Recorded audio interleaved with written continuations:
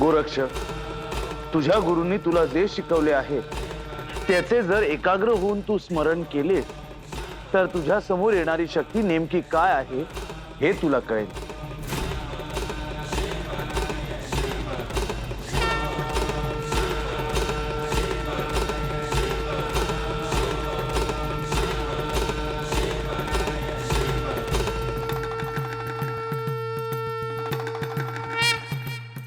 माते, आपण कुठे आहात? मी गुरुदेवांना शोधायला गेलो होतो, परंतु ते मला दिसले नाहीत. हे काय सुरू आहे?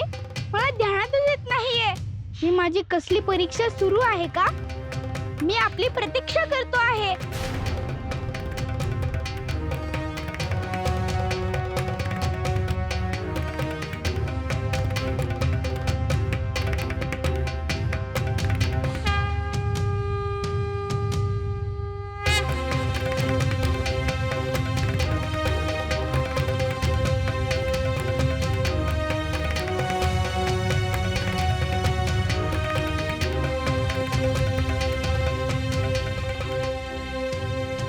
हे माते, हे गुरुदेव, जोपर्यंत मला तुमचे दर्शन होत नाही तोपर्यंत मी माझे ध्यान सोडणार नाही.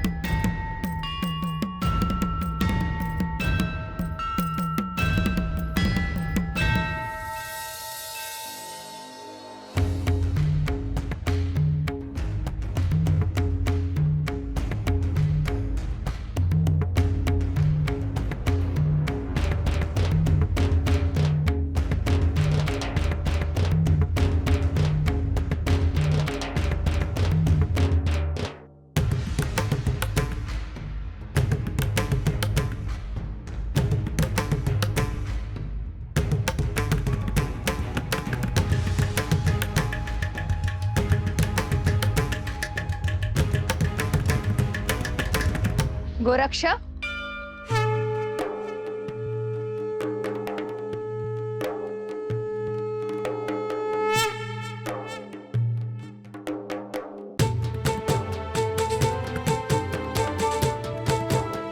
हे ब्राह्मी शक्ती, माझा नमस्कार स्वीकार करावा. माते, आपण कुठे गेला होतात? मी इथेच होते गोरक्ष. मी तुम्हाला शोधले पण तुम्ही कुठेच दिसला नाही. मी इथेच होते गोरक्ष, तुझ्या ध्यानात आले नाही. श्री दत्त महाराज सकाळपासून दिसले नाही. त्यांची माझी भेट होईल ना? ते पुन्हा आश्रमात येतील ना? तुझे सद्गुरू आश्रमातच आहेत. माते, आता तरी आपण मला सोडून जाऊ नये. मी तुझ्या सोबतच असणार आहे. माते, आपण सकाळी मला भेटलात, दुपारी दर्शन दिले आणि आता संध्याकाळी दर्शन दिले. याचा अर्थ काय आहे? गोरक्ष, मी तुला माझ्या तिन्ही रूपांचे दर्शन घडवते, म्हणजे तुला कळेल.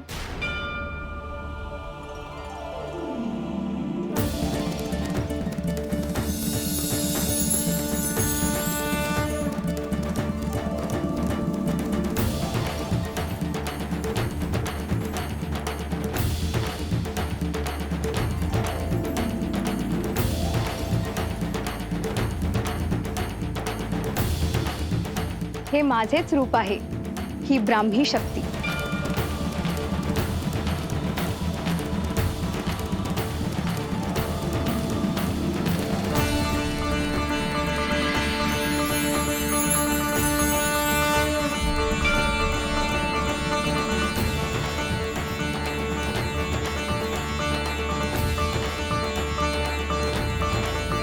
ही वैष्णवी देवी, हे माझे दुपारचे रूप.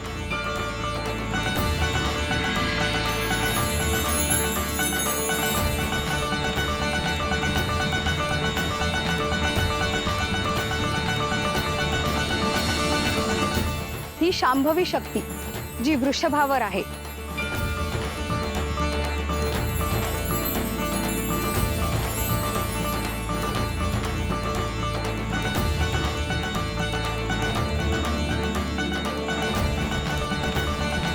हे माते, तुम्ही मला दर्शन दिले आहे हे मी माझ्या सद्गुरूंना कधी सांगतो असे झाले आहे. तुझे सद्गुरू श्री दत्त महाराज आज तुझी प्रतीक्षा करतायत. माते, मी त्यांना भेटू का? तेच तुला सत्य काय आहे ते सांगतील.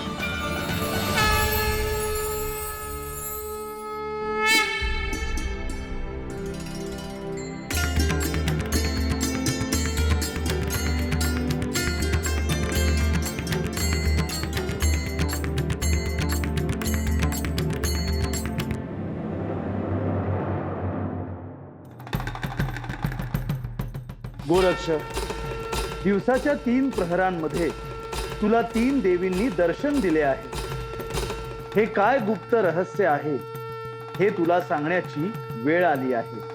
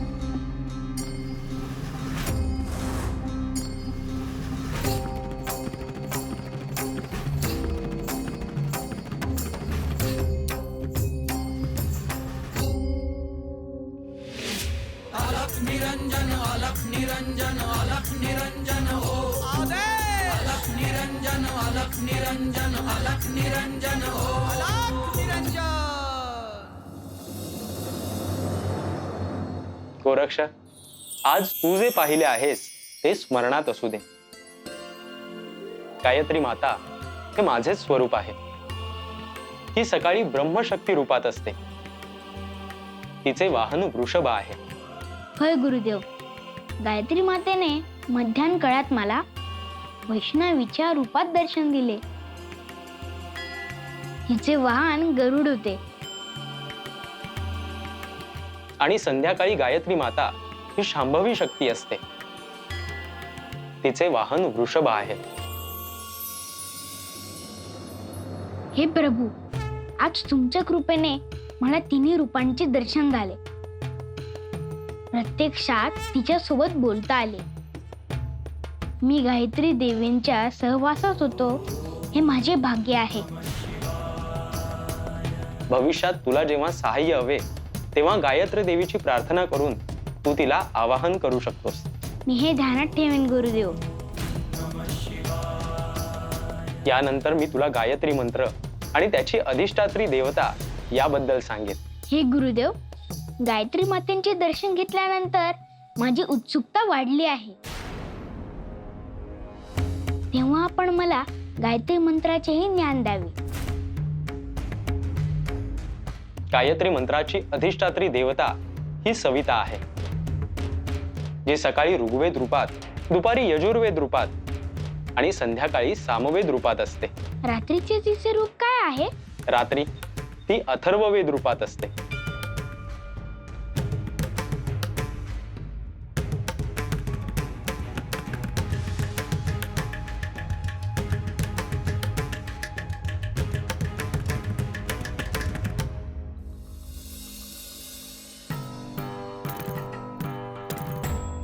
गोरक्ष, श्री दत्तात्रयांमुळे तुला गायत्री देवींचे आणि ब्राह्मी, वैष्णवी, शांभवी ह्या शक्तींचे दर्शन झाले. हा खूप मोठा योग आहे. हा योग इतक्या लवकर येईल असे मला वाटले नव्हते. परंतु श्री दत्तात्रयांची तुझ्यावर विशेष कृपा आहे. ह्यानंतरची तुझी साधना अशीच फलद्रूप होत राहो.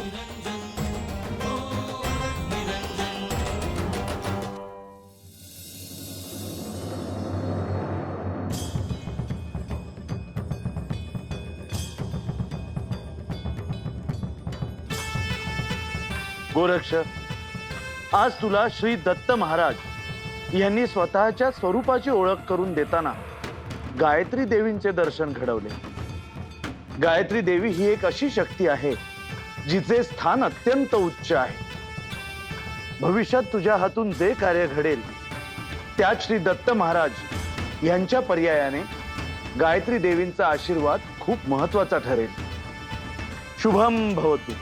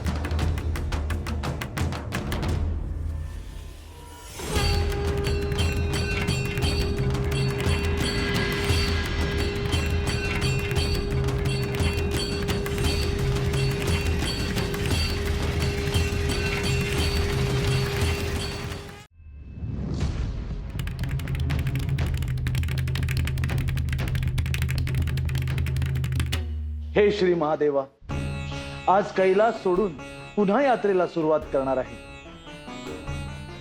आपला आशीर्वाद असावा. वीरभद्र, तू माझा मानसपुत्र आहेस आणि तुला आशीर्वादाची काय आवश्यकता. तू सदैव माझ्या छत्रछायेखाली आहेस. चिंता नसावी.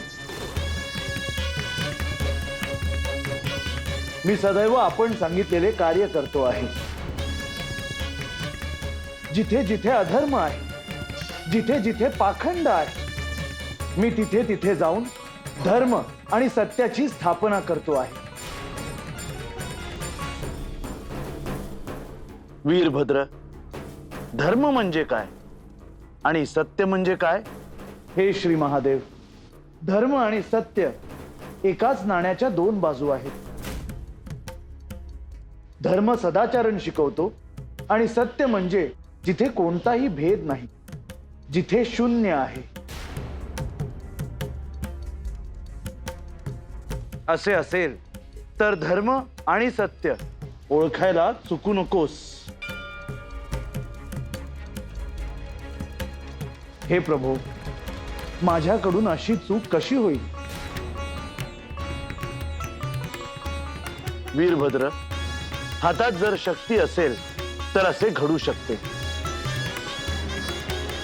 मी हे ध्यानात ठेवेन प्रभू, आणि माझे जे भक्त आहेत त्यांना ओळखायला शिकशील. हे कैलासपती, केवळ त्रिपुंड लावले म्हणून तो महादेव भक्त होत नाही. हा माझा अनुभव आहे. अनेक खोटे भक्त तयार झाले आहेत. अशांना मी शासन करतो. परंतु खरा महादेव ओळखायला निकष काय आहेत.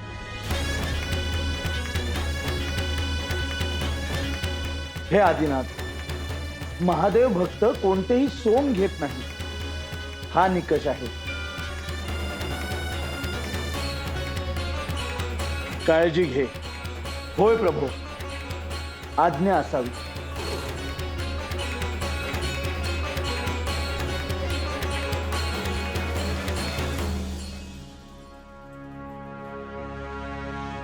शुभम भवतु.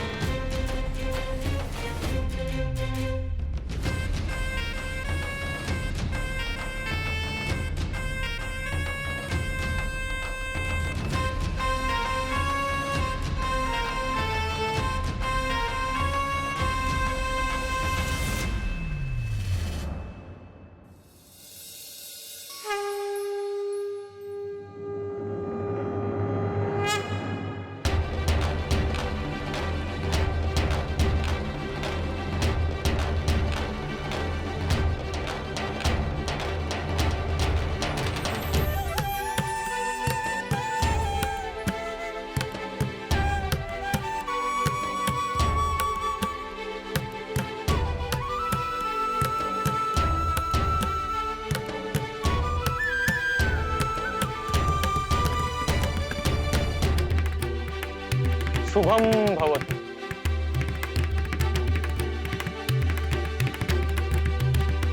गोरक्षक, आज आपल्याला एक महत्वाचे कार्य करायचे आहे.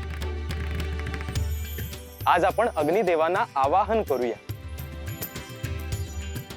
त्यानंतर आश्रमाच्या परिसरातील समिधा आणि यज्ञासाठी आवश्यक असलेली वाळलेली लाकडे घेऊन येशील. जशी आपली आज्ञा गुरुदेव.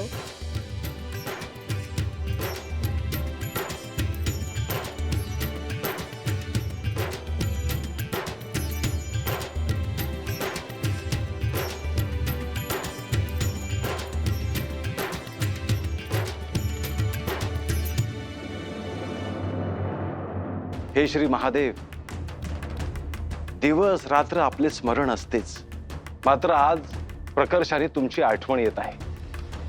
त्यालाही काहीतरी कारण असावे.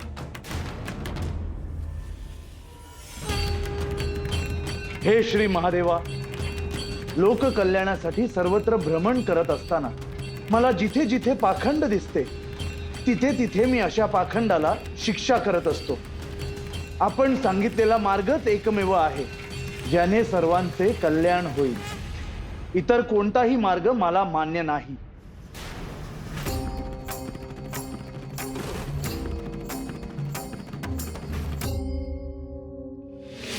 अलख निरंजन, अलख निरंजन, अलख निरंजन, ओ अलख